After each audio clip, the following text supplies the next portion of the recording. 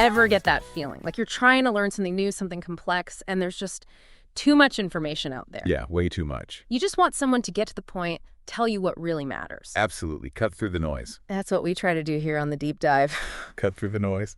Today, we have a really fascinating example of someone who not only mastered a really tough field, cybersecurity, but also built this whole community around it. Yeah, and quickly, too. Yeah, so we've got a detailed breakdown right from the source on how this person created a cybersecurity training community and hit, get this, $108,000 in monthly recurring revenue. Wow. Yeah, and they did that in just 4 months. That's incredible. And their churn rate was just over 11%. With a low-priced offer, right? Relatively low, yeah. So it's pretty amazing. Very interesting.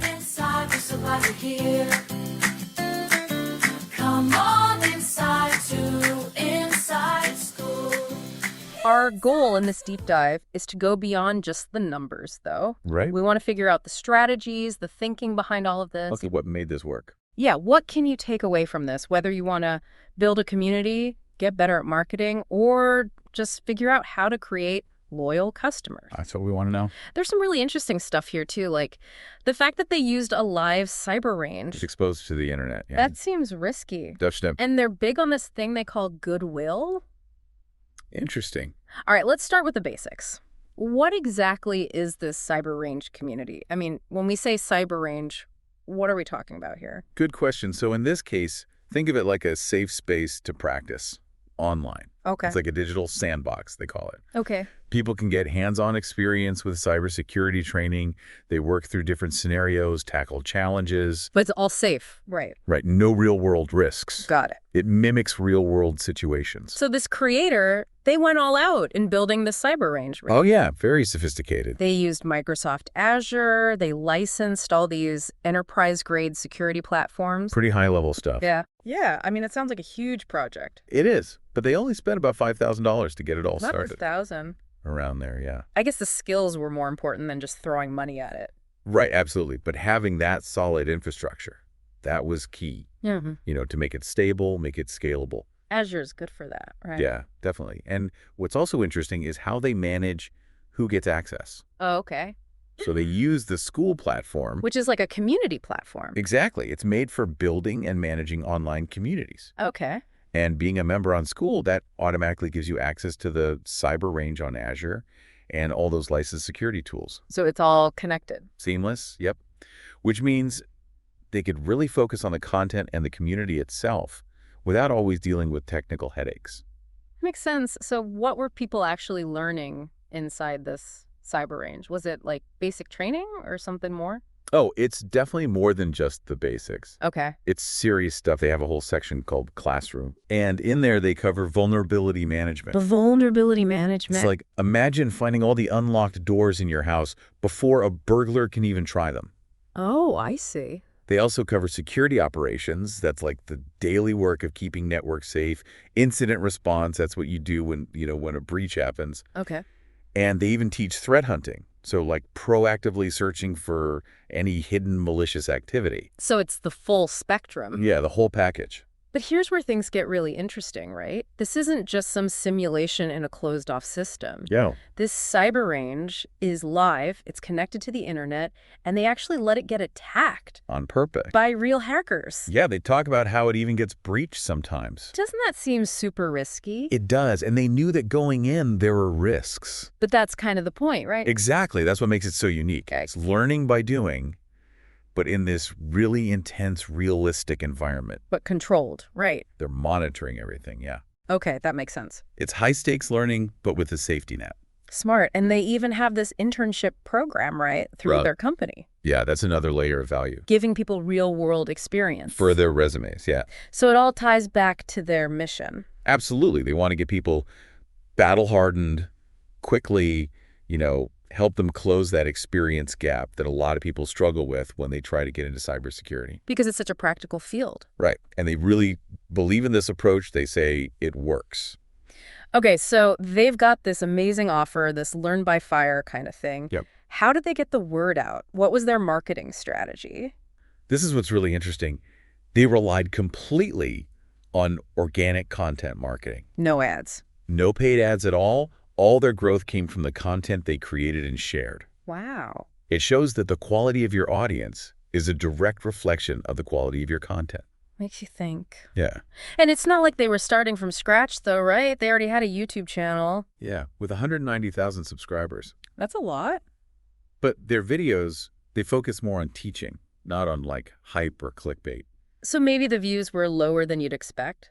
Probably, but it attracted the right people. The ones who were serious about cybersecurity? Exactly. I got Instagram too, right? Yeah, they use short videos there to send people to their free community. What about the content they made after launching the paid community?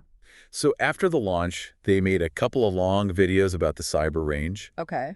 a few technical demos and tutorials, and about 8 public live streams. Did those get a lot of views? Not massive views, no. I think the peak was okay, but overall it was probably under 70,000 views. But again, it reached the right people. Exactly. The ones who are actually interested. So how did they engage with people through this content? What was their approach? They were all about being helpful, genuinely helpful. Okay. They would answer questions in the comments, guide people towards the free or the paid community if it made sense. Did they do any hard selling? No, they really emphasized never pressuring anyone to buy. They wanted to be a resource, a friend even. A friend who knows a lot about cybersecurity. Yeah, exactly. Did they talk about the paid community in the free one? Oh, yeah. They would share some of the cool stuff that was happening in the cyber range, like the live threat hunts, the competitions, even the community votes. To show people what they were missing. Yeah, but in a way that wasn't, in your face. Right, so no manufactured FOMO. They were against that. Oh, yeah, completely against it. Which fits with their whole approach of respecting the audience. Absolutely. No fake limited time offers, none of that. But there was some urgency, right, because of their infrastructure. Yeah, natural urgency. Because when they were getting close to capacity, they would let people know. That makes sense. And that did influence some people to sign up. So it was genuine. Totally. It wasn't some marketing tactic. This all ties into what they call audience engineering. Right. Can you explain that a little bit more? Basically, it means that the type of content you make, that shapes the kind of audience you attract. Okay. They chose to make content that was, intellectually stimulating, respectful. They wanted to attract the right people, even if it meant fewer views. Exactly. So they brought in these members with a great offer and this genuine, helpful approach. Right. How did they keep them around? They had that really low churn rate, just 11% in those first 4 months. Well, their big focus, and they talk about this a lot, Yeah. was making sure their offer was incredibly valuable Okay. and pricing it in a way that made it accessible. Which is something Alex Hormozy talks about a lot, right? Yeah, offering something stupidly valuable at a price that feels like a steal. They actually lowered their price, didn't they? They did. So at first it was $380 a month. Per month. Yeah, and people were buying it at that price. Wow. But then they decided to drop it down to $97 a month. Why did they do that? They wanted to reach more people. Make it more accessible. Exactly. And they even refunded the difference to the people who signed up at the higher price. That's pretty amazing. It shows they were thinking long-term, building for the future. Prioritizing volume over short-term profit. Exactly. What other things were they doing to build loyalty? A lot of it was about personal touch. Okay. So when someone joined, the creator would personally DM them. Really? Yep, welcome them to the community, offer an introduction. That's a nice touch. Yeah, and they spent a good chunk of time each day replying to DMs, even though it was a lot of work. So they were really engaged. Very engaged, and they had staff dedicated to keeping the community forums active too. So people felt seen and heard. Right, and then there were the live Q&A sessions. Oh, yeah, they did those every week, right? Every week for 2 hours. Wow, 2 hours. Yeah, they were present on those calls, answering questions, talking about different things. That must have been a lot. It was, but it was important for them to be there, for the members to connect with them directly. Did they do anything special when people left the community? Yeah, they had this interesting approach to churn communication. Okay. They didn't try to pressure people to stay. Okay. Instead, they made a video, a retention video, they called it. What was in the video? It was very understanding. The message was basically, hey, we get it. If this isn't the right time for you, no hard feelings. Feel free to reach out anytime. That's a really different approach. It is. They didn't think a lot of people would watch the video, but it was about sending the right message. About prioritizing a good experience. Even when someone is leaving. So it was still about building goodwill. Absolutely. And they also involved the community in their decision-making. Okay, how did they do that? They used a lot of polls and community votes, especially when they were thinking about changes to the platform. That's smart. It gave people a sense of ownership. Made them feel valued. Exactly. And they kept things fresh by regularly updating the pinned posts, showing off successes, cool things happening in the cyber range, member achievements. So there was always something new to see. Yeah, always something going on. And they also provided a clear path forward for members. Okay, how did they do that? They created a roadmap. It was a Google sheet, actually, and it laid out the steps people could take to become, maximally employable. That's helpful, especially when you're dealing with a lot of information. Right. It helped people avoid feeling overwhelmed. Give them a clear direction. Exactly. Okay, let's talk more about this goodwill strategy. Sure. It seems like it was more than just good customer service. It was. It was about helping people, putting their needs first, even if it meant less profit in the short term. But it builds loyalty in the long run. Yeah, definitely. Can you give us some examples? So sometimes they would reach out to members who had left the community. Even after they'd canceled? Yep, they would send them a DM just saying, hey, if you ever need anything, we're still here to help. That's really generous. It was. And you know what? Sometimes those people came back. Reactivated their membership. Yeah, or they would have good conversations with the creator, maybe even refer other people. So it paid off. It did. And their approach to refunds was interesting, too. What did they do? They always gave refunds immediately, no questions asked, and they would send these really empathetic messages. Like what? Things like, don't worry, take care of yourself, take care of your family. They put people first. Always. They cared more about building that positive relationship than holding on to a small payment. It's about the long game. Exactly. It sounds like this goodwill thing was everywhere. It was. They made a point of responding to almost every DM they got, even from people in the free community. That's a lot of work. It was, but they believed in it. They felt it made a difference in how people felt about the community. So it was a core part of their philosophy. Absolutely. It's inspiring to see someone so dedicated to building a real community, not just a business. It is. Okay, shifting gears a bit. What were some of the bigger picture ideas, the mindset stuff, that drove this success? Well, one of the key principles they talked about was the more you do, the more you'll be able to do. Keep pushing yourself. Yeah. And they were big on constant learning, always working. That makes sense. They talked about skill stacking, too. The idea that the more skills you have, the more opportunities will open up for you. So it's like compounding growth, but for skills. Exactly. They had some strong opinions about investments, too. They did. They believed that people should prioritize investing in themselves, especially when they're younger, or when their income is lower. Before investing in things like the stock market. Yeah. They used the example of someone making $40,000 a year. Okay. They said, is it really worth chasing small gains in the market when you could be investing in skills that could significantly increase your earning potential? It's about maximizing your ROI. Right. And that ties into the idea of the compounding effect, which they also mentioned. Can you expand on that a bit? They talked about karma, but not in a mystical sense. Okay. It was more about the idea that your actions accumulate over time. What you put out into the world comes back to you. Right. So if you're consistently doing good things, helping people, being kind, those things will likely lead to positive outcomes in the long run.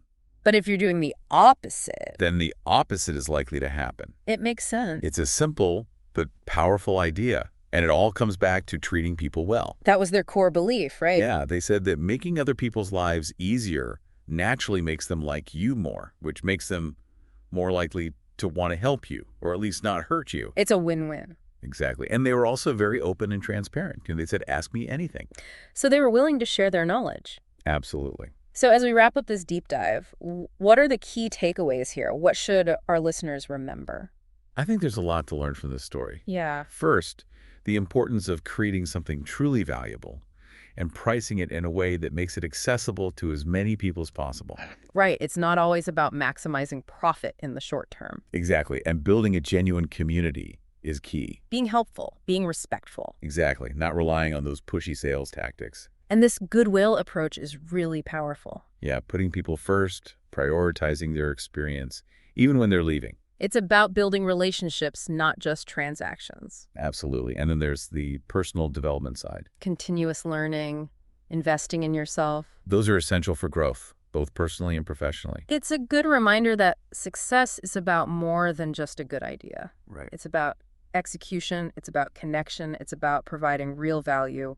Couldn't have said it better myself. Hopefully this deep dive has given our listeners some food for thought, I hope so. and maybe even some inspiration. Definitely. This brings up an interesting question for our listeners. Okay.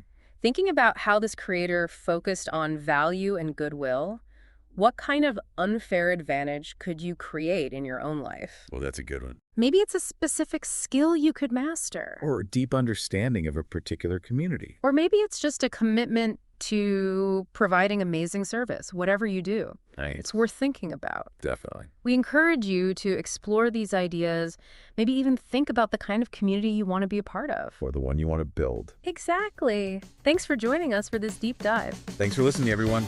We'll see you next time. See you then. Inside school.